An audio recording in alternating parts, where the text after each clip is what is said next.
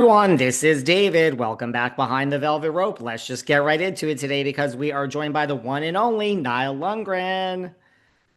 What's up, everybody? How you doing? What's going on? How's everything going at Serhant today?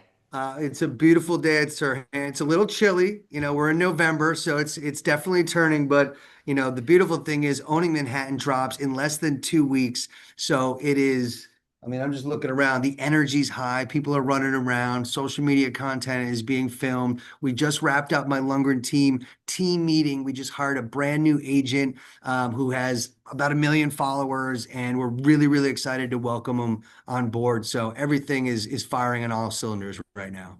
I mean, and this will come out right after it's dropping on December 5th. This will be airing on December 9th. So this really is going to air. People are either going to have watched the whole season, have be working their way through the season, maybe just seeing the trailer, but how has so just this will be out after the season drops. So how has this season been different for you?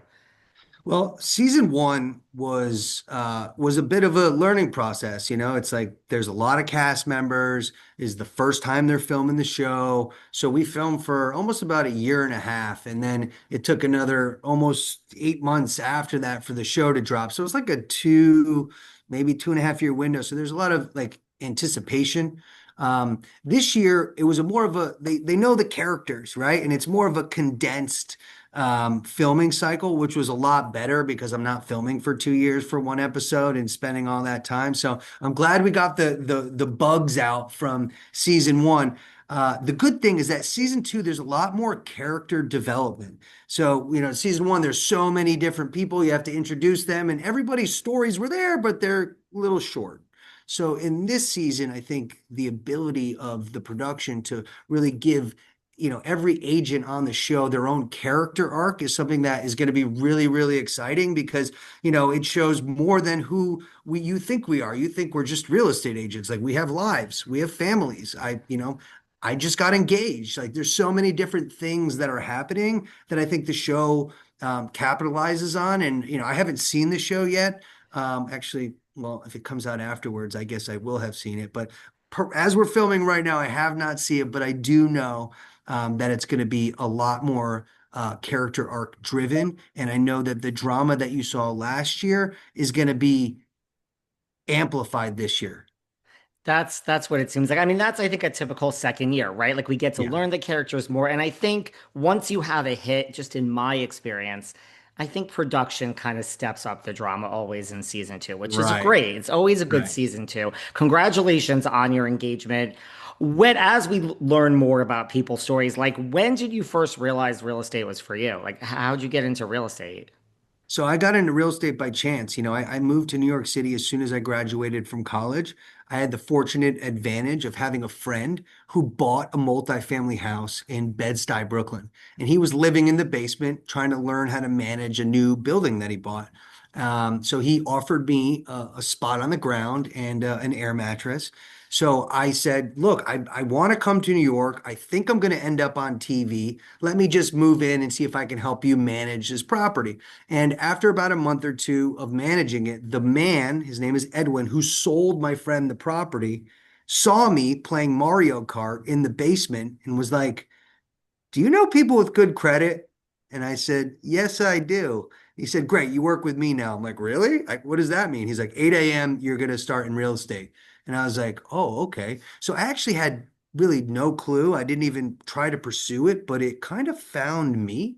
And the first property I ever showed, I did a deal. It was a $600 rental, and I was off to the races ever since then. So I'd love to say that I found real estate, but it actually found me. Well, that's a lot of people's stories, right? But I love that type of story.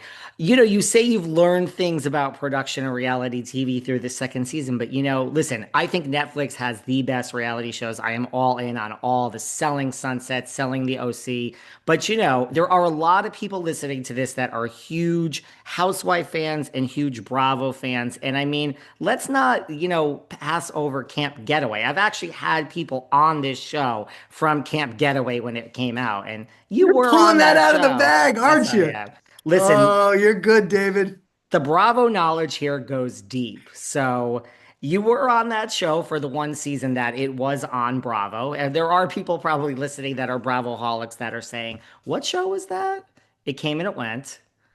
It did. It What did was, come, it came I and it went. mean, you were doing real estate there too. You just took time off on the I was. weekends and You know, thanks for bringing it up because I learned so much about production by being on the Bravo show Camp Getaway. And I think that really set me up for success in season one because I actually understood what was required, right? So to back up, I was fascinated by Million Dollar Listing.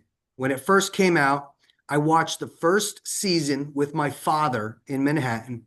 And after I watched that first season, I said, I will never watch this show again until I'm on it. And he was like, You're crazy. What are you talking about? And I was like, No, no, no. I will never watch this show again until I'm on it.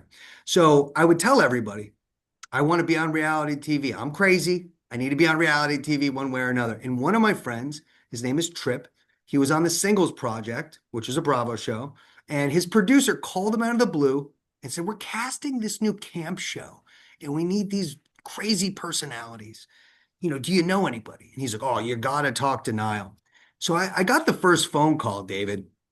And they're like, So we got this camp show. I'm like, Look, I'm a real estate guy. Like I don't really want to do a camp show. I'm taking the call. It's all good.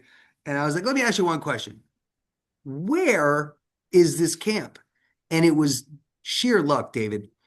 The camp is in Kent, Connecticut, which yeah. is where I went to prep school. I went to Kent School in Connecticut. So as soon as they said that, like my mind exploded. I'm like, holy crap, I think this is meant to be. And they were like, wow, this is great because it's like a really good narrative thread that shows that you have a connection to the location already. And I was like, okay, we're going to investigate this now because now I'm saying to myself, okay, I know it's a step down. I'm an adult camp counselor, but at the same time, it's going to be a lot of fun.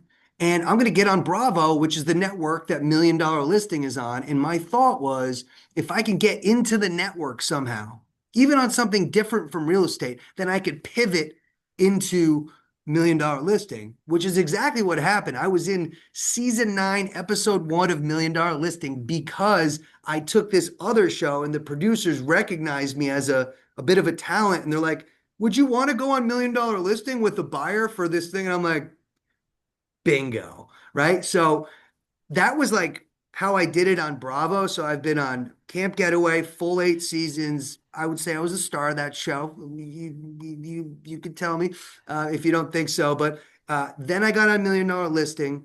And then I sold an $18 million property down in Miami during COVID when one of my big New York clients wanted to buy in Miami.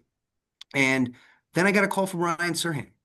And as soon as I got that call, I'm like, this guy is crazy because he's been doing this Million Dollar Listing thing for a long time. And I know that if he's going to move and start his own company, there's got to be something bigger than Million Dollar Listing. So I made a calculated decision to join Ryan as one of his founding agents, one of the first people to join the company.